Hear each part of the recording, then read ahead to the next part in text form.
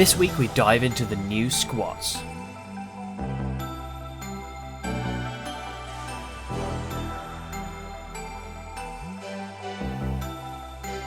So I finally got hold of the new boxed Leagues of Votann army set, and I am very, very excited to see what happens with the rest of this faction.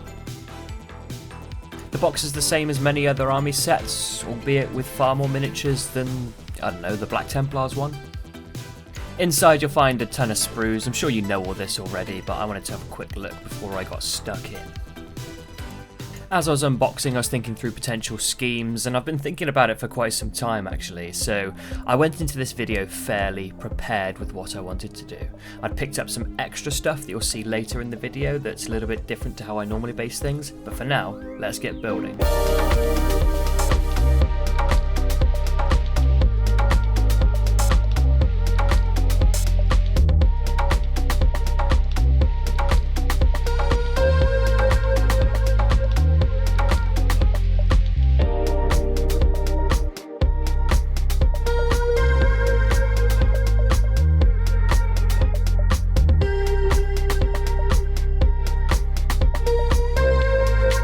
I'm not doing the whole box set this week, I'm doing a squad of 10 and the 2 characters that come in the box, and I decided to keep them separate from their bases for reasons that may become clear.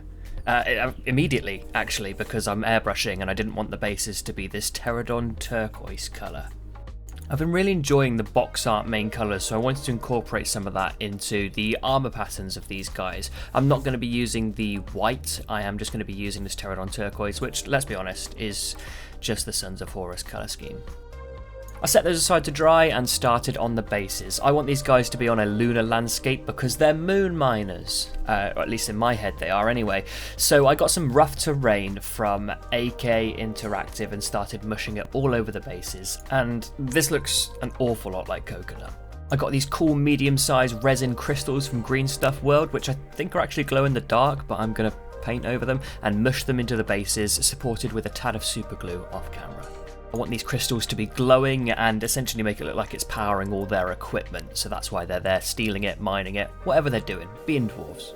Using some Incubi Darkness, I started adding some darker chips to the armour. This is actually a technique from Darren Latham on Instagram, a former heavy metal painter and current sculptor, and it's amazing. He was doing a tutorial on Sons of Horus power armour, and I just used that and applied it to my Leagues of Votann. Then going in with a brighter chipping colour with Gauss Blaster Green. This is going to be in lieu of highlights, using the chips instead. It's exactly the same way as I paint my white scars, and it means that this process is going to be really fast. And yeah, I hope you'll agree, it won't look any worse for not having proper edge highlighting.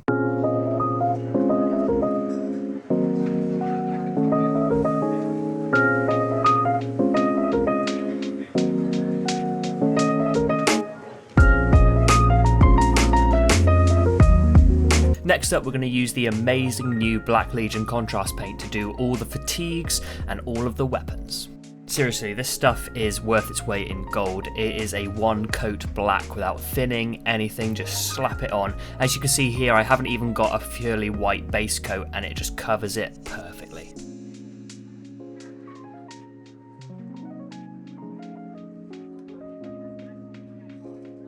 Next up, with the trusty dark aluminium for all the metal bits.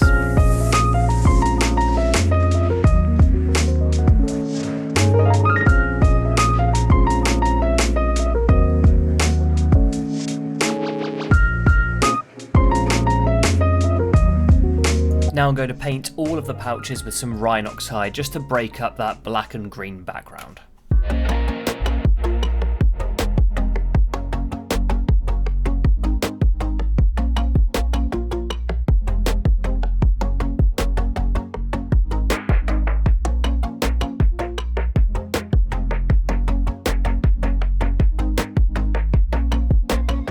Going in with Dawnstone now for a little bit more chipping, so all those weapons look beat up and used.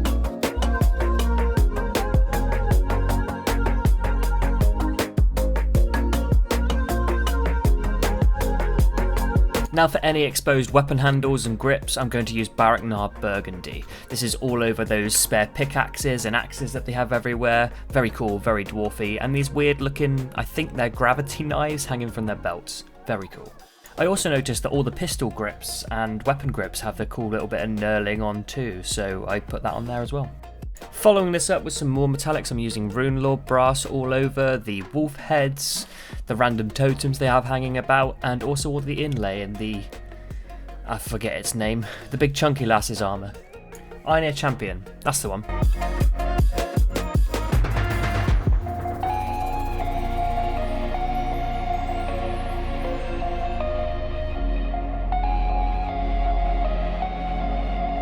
Next up, just to give some depth to the leather, I'm going to use an overbrush of Mournfang Brown. I'm using the side of my brush for the most part, making a few scratchy highlights here and there, and generally leaving the recesses dark Rhinox Brown.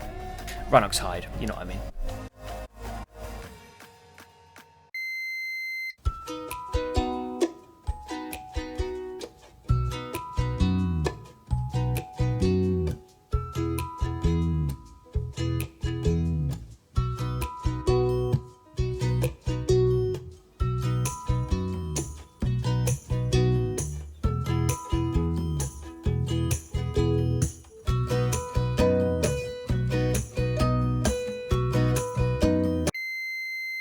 Next up, some more interesting colours. I'm using Hex Lichen from Vallejo. I'm using this for all the power weapons, the cloaks, a couple of the guns that are hanging about, anything that looks like it could have a power source or a nice little bit of just status clothing. Right in the background, I also zenithal sprayed the bases. We'll come on to them later. Using some pale grey blue, I covered all the faces of the characters so that I could then wash them with Guilliman flesh shortly afterwards. I decided there wasn't enough contrast breaking up these models, so I came back in with Hex Lichen and covered all of the cool lunar visors that these guys are wearing. I really loved them, and this was actually a great decision in the long run. Now coming back in that those faces are dry and washing them with Guilliman Flesh contrast paint. This stuff is magical for pale skin, absolutely worthwhile, saves you at least 2 or 3 coats of other colours. Off camera, I covered the bases with Leviathan blue, and now I'm covering the crystals with Shai's purple contrast paint.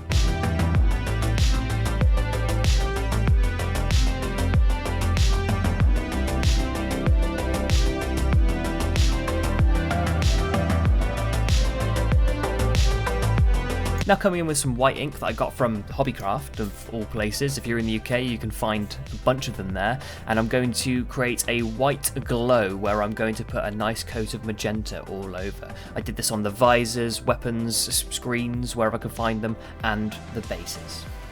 Then I glued everybody to their respective bases and got ready for the fun stages. Coming back in with that white ink, I made sure that there was a nice glow around the crystals that also came up a little bit onto the armour. This is called object source lighting, and if you haven't heard of it, there are loads of great tutorials all over the internet from some much better YouTubers than I. However, the simple basics is that if you want something to glow, you make it brighter near the object and slightly darker further away. So I'm using white here near the bottom of the crystals and letting it fade out naturally. Airbrushes are a great tool for this. Now for my favourite part of the entire process, putting some fluorescent magenta from Vallejo into my airbrush and tinting all that white ink I've sprayed.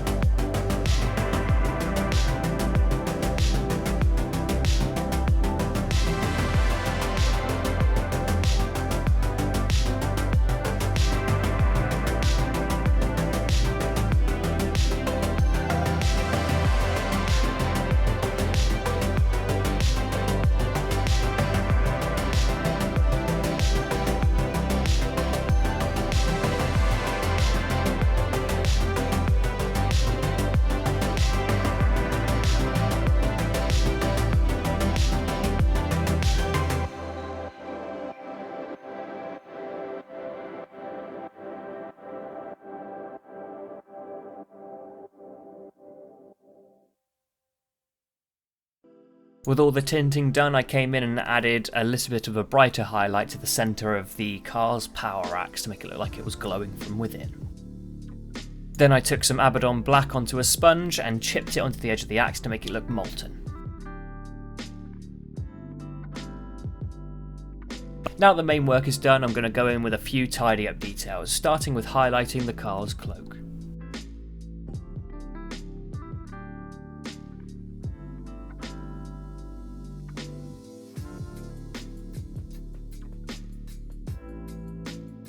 Next up, there are a few tassels hanging off the characters that I covered with Baraknar Burgundy, and I'm now going to highlight this with Pink Horror. Then, just to add a bit more definition to those faces, I'm going to go in with Pallid Witch Flesh and cover the eyebrows, dot the eyes, and do the edge of the nose.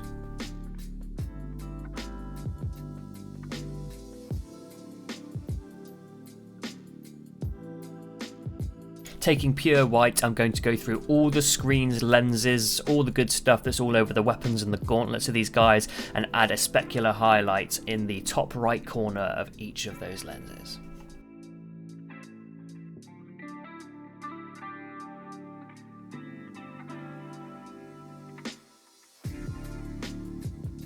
The Ironkin is running with this cool little bedroll on top, presumably to wrap people up when they're hurt. I don't really know.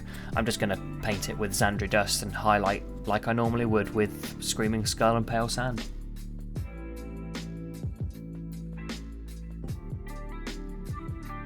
Then using a brighter grey to add some definition to the black hair. Now the penultimate step before tidying up the base rims is to grab 2 pigment powders from Cromlech, some Soot Black and some Lapis Lazuli Blue. I'm going to mix these together with roughly 3 parts blue to 1 part black to create a nice indigo that I'm going to put all over the bases where the OSL isn't touching. I've recently fallen in love with pigment powders since doing my white scars, so I try to put them on every model wherever I can. This just creates a really nice dusty lunar surface over all the pre-work we've done, and I just have to make sure that I run it a bit up their feet to tie them into the base properly.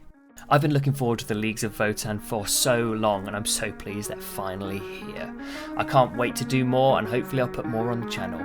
With that, I've been Sam, here they are.